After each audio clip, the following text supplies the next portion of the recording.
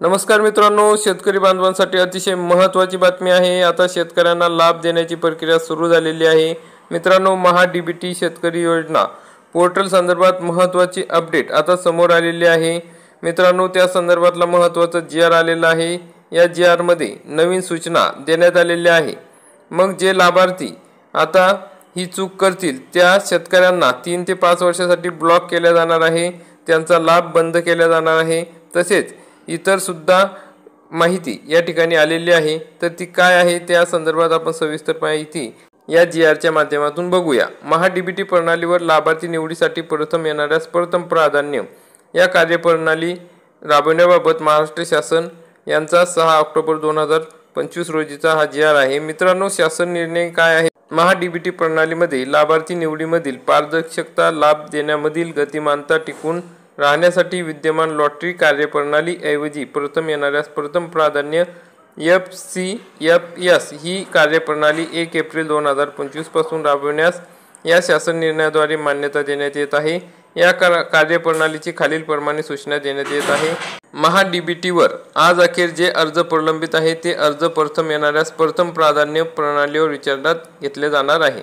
म्हणजे जे प्रलंबित अर्ज आहे, ज्यांनी आधी अर्ज भरला असेल त्यांचा अर्ज या ठिकाणी सर्वात आधी विचारात घेतला जाणार आहे। त्यांना या ठिकाणी योजनेचा लाभ मिळणार आहे।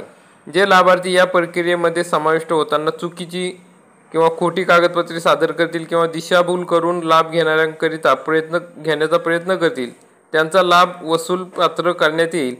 त्यांचा आधार व फार्मर ID पुढील 5 वर्षासाठी कृषी विभागाच्या सर्व योजनांसाठी ब्लॉक करण्यात येईल। म्हणजे पुढील 5 वर्षे त्यांना कोणत्याही योजनेचा लाभ या ठिकाणी मिळणार नाही। ज्या घटकांकरिता लाभार्थ्यांची निवड होईल त्या घटकाचा लाभ त्या लाभार्थ्याने पुढील किमान 3 वर्षे घेणे अपेक्षित आहे। म्हणजे तुम्ही एखाद्या योजनेचा लाभ घेतला तर त्या योजनेचा लाभ तुम्ही पुढील 3 वर्षे घेणे गरजेचे आहे।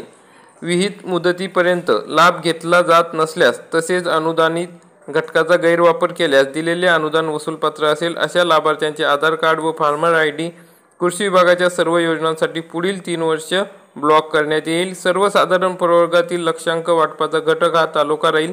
तसेच अनुसूचित जाती जमाती प्रवर्ग तसेच अपंग प्रवर्गासाठी लक्षांक वाटपाचा घटक हा जिल्हा राहील।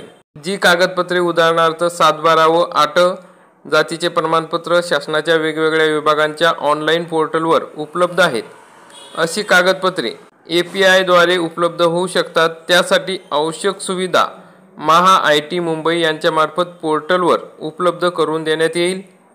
अर्ज केलेल्या शेतकऱ्यांची क्रमवारी यादी महा डीबीटी पोर्टल विभागाचे संकेतस्थळ तसेच अन्य सर्व माध्यमातून उपलब्ध राहील। लाभासाठी पात्र अर्जास पूर्वसंमती दिल्यानंतर त्या संबंधित लाभार्थ्याने विहित मुदतीत लाभ न घेतल्यास त्याचा अर्ज रद्द करण्याचा संदेश पाठवून त्याचा अर्ज रद्द करण्यात येईल। सदर अर्ज त्या आर्थिक वर्षात विचारात घेतला जाणार। तर मित्रांनो, यातून आपल्या असे लक्षात येते की जर तुम्ही चुकीची माहिती दिली तर तुम्हाला 5 वर्षासाठी ब्लॉक केले जाईल आणि तुम्ही ज्या योजनेचा लाभ घेत आहे त्या योजनेचा व्यवस्थित लाभ घेतला नाही, पुढील 3 वर्षे घेतला नाही, तर त्या ठिकाणी तुम्हाला 3 वर्षासाठी या ठिकाणी ब्लॉक केले जाणार आहे। तर मित्रांनो, अशा प्रकारची महत्त्वाची अपडेट होती। व्हिडिओ आवडल्यास व्हिडिओला लाईक करा, चॅनलला सबस्क्राईब करा, बेल आयकॉनला क्लिक करा। धन्यवाद। जय हिंद, जय महाराष्ट्र।